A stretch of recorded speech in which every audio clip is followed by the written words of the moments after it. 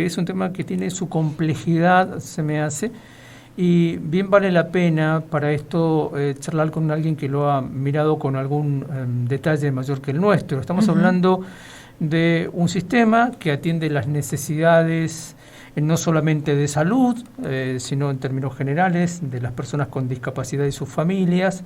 Es un sistema único de prestaciones básicas y resulta que hace un tiempito apareció la posibilidad de que se desregulen algunas partes del funcionamiento de este sistema, ya veremos cuáles. Algunos funcionarios se habían dicho, no, esto no avanzó, no va a avanzar, pero hace algunos días, gente que viene siguiendo el tema se dio cuenta, percibió que sí, que avanzó y que está la firma de Francos y del propio presidente Milei. Así que vamos a saludar a Noelia Ayala, abogada, con experiencia en el trabajo de asesoramiento a colegios profesionales, que viene estudiando este tema y bien vale la pena que nos ayude un poco a analizarlo. ¿Qué tal, Noelia? Buenas tardes. Alicia Rivas, Miguel Riquelme, te saludamos. Buenas tardes. Primero que nada, muchas gracias por extenderme la invitación y permitirme hablar y por ahí explicar un poquito las consideraciones legales en torno, digamos, al proyecto de decreto que, como bien vos dijiste, salió hace poquito publicado en medios sociales y desconcertó a la comunidad en general, sobre todo aquellos sectores que están involucrados en la problemática de la discapacidad.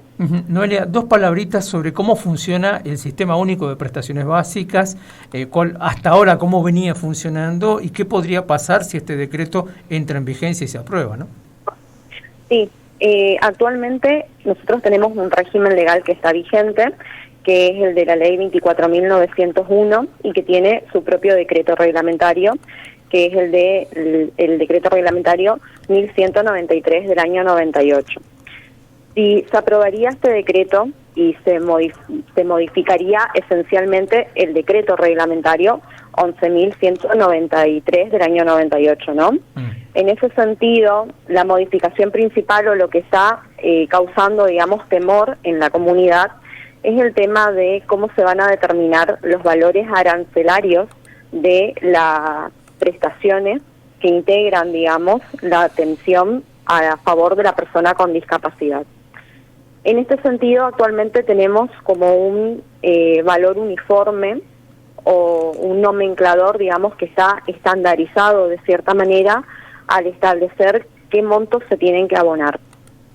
En este sentido, esto funciona como una especie de piso, digamos, jurídico, si se quiere, por así decirlo, y que lo que hace es que las obras sociales o estos organismos que financian esas prestaciones se vean un poco comprometidos a abonar estos aranceles o no pagar menos de lo que está previsto en esos montos arancelarios.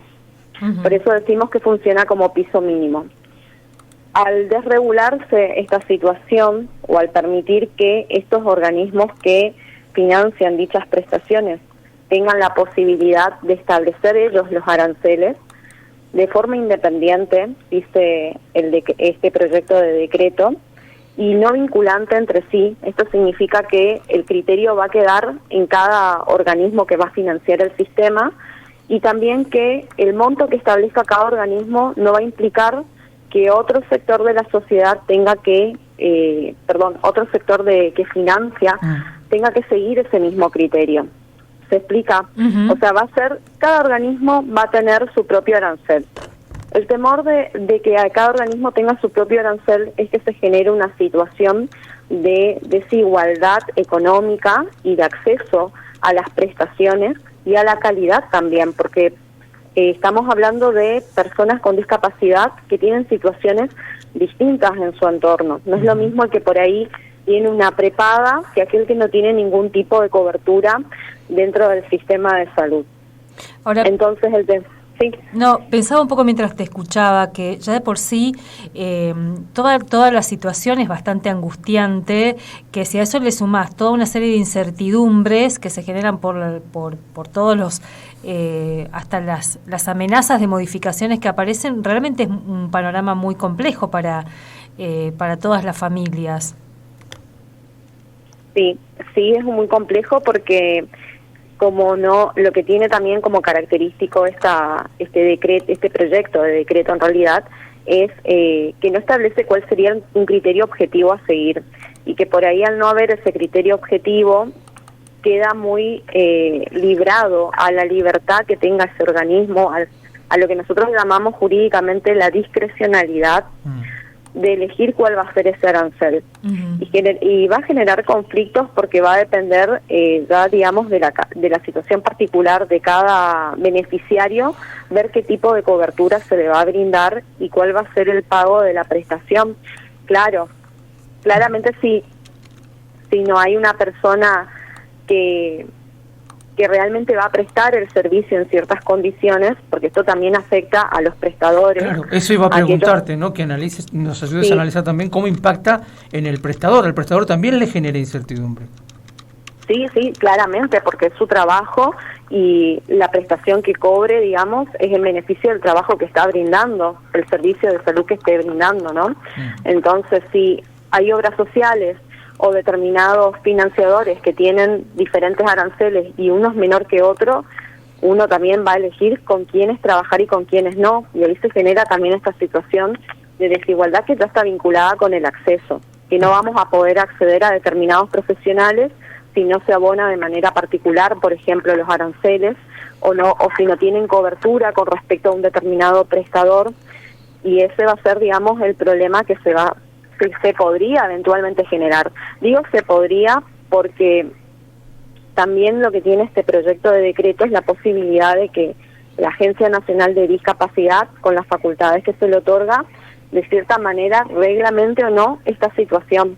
El problema va a ser si no hay ningún tipo de reglamentación o criterio objetivo a sentar para que la determinación de dichos valores no sea arbitraria o injusta, digamos. Decís, y está bueno que lo plantees varias veces, proyecto de decreto, porque además es eso, ¿no? Ni siquiera en esta instancia se está hablando de que se ponga en discusión en la Cámara de Diputados, por lo que veo. Claro, no es, lo hago hincapié en proyecto de decreto para por ahí aclarar que no es una normativa que está vigente actualmente. Claro. Porque el decreto reglamentario, el 1193 del año 98 es el que sigue vigente hasta la fecha, sin ningún tipo de modificación. Y eventualmente se aprueba, ahí sí tendríamos ya la modificación que el mismo proyecto establece, que entraría en vigencia una vez que sea publicado en el boletín oficial. Vamos al otro punto importante, no sé cuánto puede avanzarse en eso, pero al menos si lo has podido investigar o analizar. ¿Qué herramientas le quedan a mano tanto al paciente, digamos, o al beneficiario de este sistema y a los prestadores para poder accionar en la hipótesis de que este decreto sea un hecho, digamos, ya deje de ser proyecto? ¿Se puede reclamar desde el punto de vista jurídico? La posibilidad de hacer algún reclamo jurídico siempre va a estar, digamos, en manos del beneficiario, en cualquier caso, digamos, porque realmente hay una protección que garantiza, digamos, que las personas con discapacidad puedan acceder a estas prestaciones, y generalmente el régimen legal tiende a que la cobertura sea de carácter integral. Y en realidad por ahí es muy complejo hablar de reclamos en términos generales, porque cada situación de discapacidad tiene sus características, digamos, en cuanto al alcance que tendría que tener la cobertura. Entonces por ahí el reclamo va a ser de manera particular. Ahora, el reclamo va a dirigirse al sistema que tiene que financiar eso. Puede ser como un argumento de defensa del órgano que financia las prestaciones, esta normativa que dice que le faculta establecer los aranceles. Pero siempre la persona que tiene beneficiaria, digamos, de estas prestaciones va a poder acreditar la necesidad que tiene de requerir determinados servicios y por qué los requiere, porque estamos hablando ya de la condición de salud de una persona. Es un derecho que está garantizado, digamos. Lo van a tener que tratar como se trata hoy en día las prestaciones con las obras sociales, cuando no reconocen la cobertura o reconocen la cobertura parcialmente, y el reclamo siempre va a ser lograr la cobertura que uno está buscando para poder acceder a esa prestación, ¿no? ¿Y qué pasa en términos más globales? Porque vos decías, el reclamo particular se puede hacer, pero en otros casos, por ejemplo, han habido como presentaciones más colectivas en contra de la normativa en sí, digamos, ¿no? Para pensar si es constitucional o no constitucional un decreto de estas características. En estos momentos, el reclamo más general que hay, en realidad, es como la interpelación que está haciendo la comunidad a esta parte, digamos, a estos órganos del Estado, que están tomando diferentes decisiones con respecto a las normativas. Ustedes saben que estamos pasando por un momento, digamos, político bastante complejo y donde se están planteando las modificaciones de diversos cuerpos normativos. Entonces, la comunidad de manera general en este momento lo que está planteando es justamente que este decreto sea revisado y analizado conforme, digamos, los pedidos que los actores sociales están haciendo. De por ahí de hacer hincapié en esta situación de desigualdad que se podría generar en el futuro y que sería obviamente en perjuicio de todas las personas que estarían alcanzadas por la normativa. Por el momento eso tenemos como reclamo general, porque al no estar vigente todavía la normativa, no podemos hacer ningún tipo de planteo pendiente a lo que sería ya con posterioridad un planteo de inconstitucionalidad o algún reclamo de carácter colectivo si se presentan situaciones similares en diversos grupos sociales y que habilite a que se arme alguna acción legal de esas características. ¿Y hay algún legislador o legisladora que se haya interesado y que esté hablando con ustedes para también tener información de primera mano a la hora de intervenir, si es que llega algún momento esa posibilidad, digamos? Por el momento no tenemos, digamos, ningún acercamiento con respecto a algún actor en específico de o alguna autoridad particular que esté dando alguna respuesta con respecto a eso. Con respecto a cómo se va a proceder o si van a tener en cuenta, digamos, las voces que surgieron después del 10 de mayo y que hicieron varios reclamos en este sentido, tanto de manera digital y de manera presencial, digamos, porque la queja fue a nivel nacional directamente. Y también se sentó postura en diversos colegios, digamos, que trabajan con este tema a nivel nacional. Claro, pero no hubo todavía, claro, una respuesta así como para decirte específicamente si el Estado tiene preocupación por esta situación, como para transmitirte en este momento desconozco. Tal cual. Noelia, bueno, si nos permitís, vamos a seguir molestándote por este tema, porque tal cual vos lo decías, estamos ante un proyecto de decreto, hay que ver si bueno, está peligrosamente a la firma solamente de los dos últimos funcionarios, digamos, si Francos en esta semana y Milei después lo firman, ya es un hecho. Pero bueno, más allá de eso, volver a molestarte por estas cuestiones.